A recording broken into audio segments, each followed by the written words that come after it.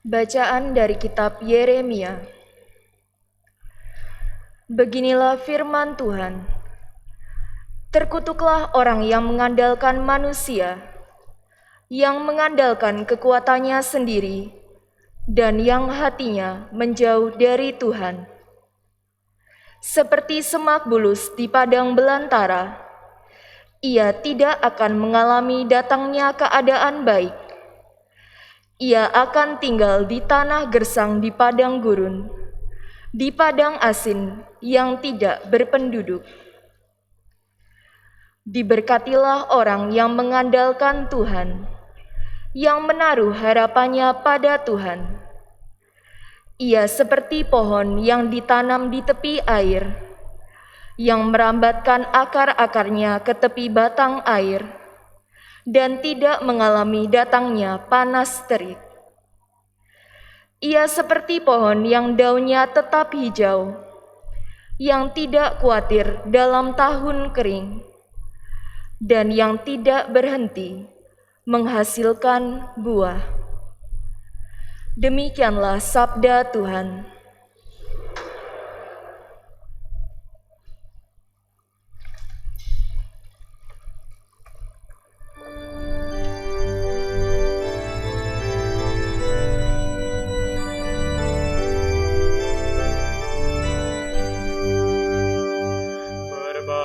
Berbahagialah orang yang menaruh kepercayaan pada Tuhan. Berbahagialah orang yang menaruh kepercayaan pada Tuhan. Berbahagialah orang yang tidak berjalan menurut nasihat orang fasik, yang tidak berdiri di jalan orang berdosa, dan yang tidak duduk dalam kumpulan kaum pencemooh. Tetapi yang kesukaannya ialah hukum Tuhan, dan siang malam merenungkannya. Berbahagialah orang yang menaruh kepercayaan pada Tuhan. Ia seperti pohon yang ditanam di tepi aliran air, yang menghasilkan buah pada musimnya, dan daunnya tak pernah layu. Apa saja yang diperbuatnya berhasil.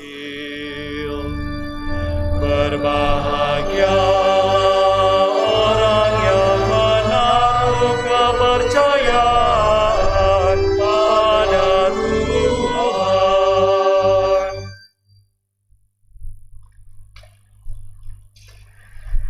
Bacaan dari surat pertama Rasul Paulus kepada jemaat di Korintus.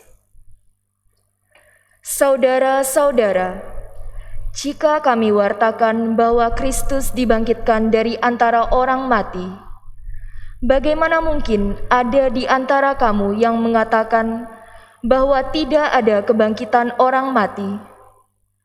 Sebab andai kata benar bahwa orang mati tidak dibangkitkan, maka Kristus juga tidak akan dibangkitkan.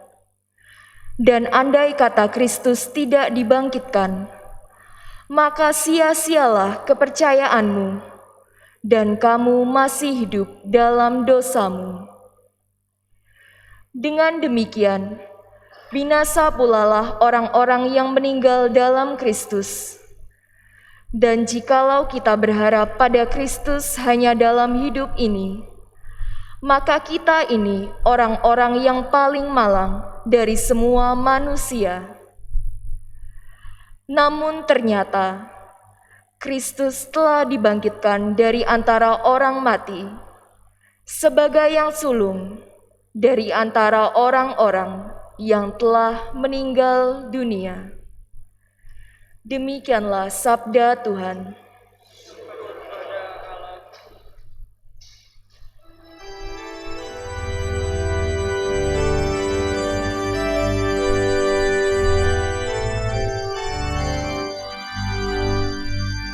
Haleluya, haleluya, haleluya. Haleluya, haleluya,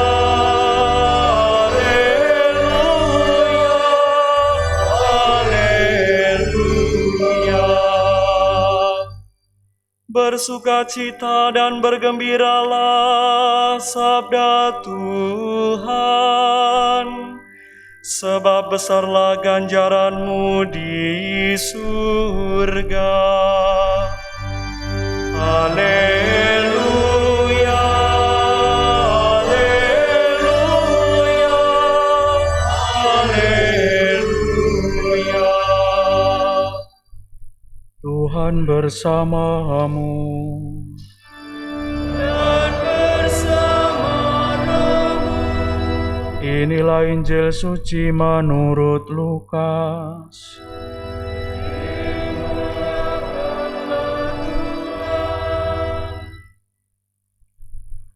Sekali peristiwa, Yesus turun dari sebuah bukit bersama dengan ke-12 rasul dan berhenti pada suatu tempat yang datar.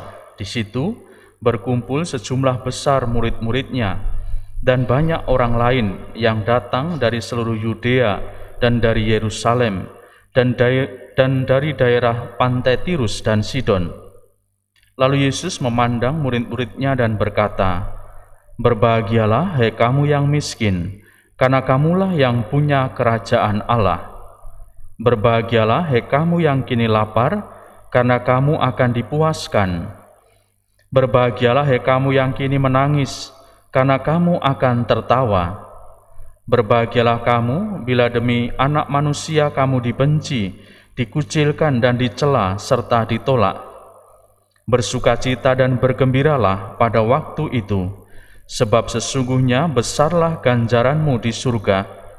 Karena secara itu pula nenek moyang mereka telah memperlakukan para nabi. Tetapi celakalah kamu, hai orang kaya, karena dalam kekayaanmu kamu telah memperoleh penghiburan. Celakalah kamu yang kini kenyang, karena kamu akan lapar. Celakalah kamu yang kini tertawa, karena kamu akan berduka cita dan menangis.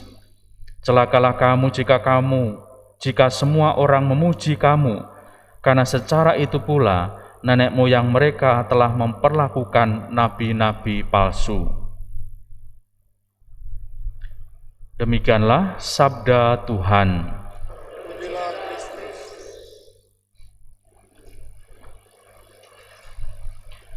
Saudara-saudariku yang terkasih, sabda Tuhan hari ini memang tidak mudah untuk direnungkan. Bahkan kalau kita mendengarkan itu seolah-olah kita juga tidak terima.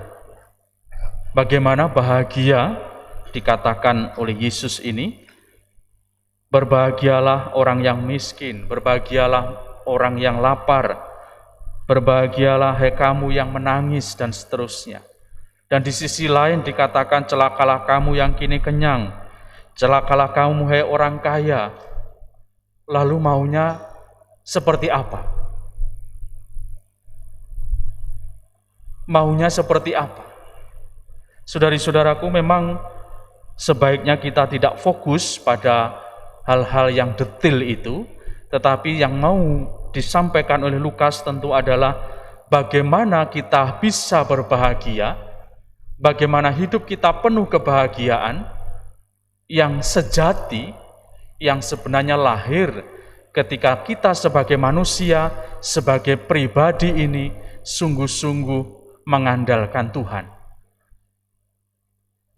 Mungkin kata miskin, kata kaya ini sedikit mengusik kita, karena memang dalam keseharian kita terbiasa mendengarkan kata miskin atau kaya itu memang dalam sebuah status sosial atau kepemilikan. Namun mari kita baca kata-kata itu dalam sebuah pengenalan akan Allah. Bagaimana pengenalan akan Allah itu tentu adalah membuat kita sebenarnya menjadi miskin. Karena apa? Karena kita tidak mampu, bahkan kita tentu tidak bisa secara sungguh dan pasti melampaui Allah.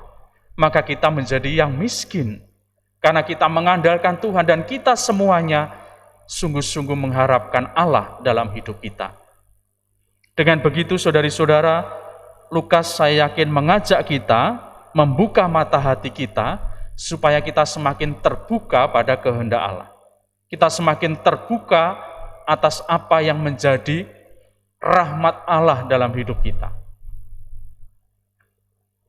Dan memang contoh yang dipakai oleh Yesus ini adalah tentu dalam bahasa-bahasa yang pada waktu itu memang seringkali terjadi. Bahwa orang kaya cenderung untuk menyenangkan dirinya sendiri. Orang kaya cenderung untuk memuaskan dirinya sendiri. Bahkan seringkali tidak pernah melirik sedikit pun terhadap kebutuhan sesama. Dan kita tahu dalam kehidupan kita, sangat banyak kritik-kritik sosial tentang hal ini. Maka kita kembali kepada apa yang disampaikan oleh Lukas, supaya kita berani. Maka sebenarnya kalau mau dibaca secara sederhana atau direnungkan, sebenarnya berbahagianya bukan terletak kepada kamu yang miskin, tetapi berbahagialah kamu yang empunya kerajaan Allah. Berbahagialah kamu yang sungguh akan tertawa, bukan karena kepuasan kita, tetapi karena rahmat dan kehendak Allah. Maka saudara-saudariku yang terkasih, bagaimana kita sekarang ini berelasi dengan Allah, bagaimana diri kita ini berdisposisi menempatkan diri di hadapan Allah, ataukah kita masih seperti orang kaya yang begitu sombong dengan yang kita miliki sehingga kita tidak sedikit pun mengandalkan Allah? Apakah kita berani berdisposisi seperti orang miskin yang memang tidak memiliki apa-apa, hanya Allah, hanya rahmat Allah lah yang memang menjadi kehidupan kita?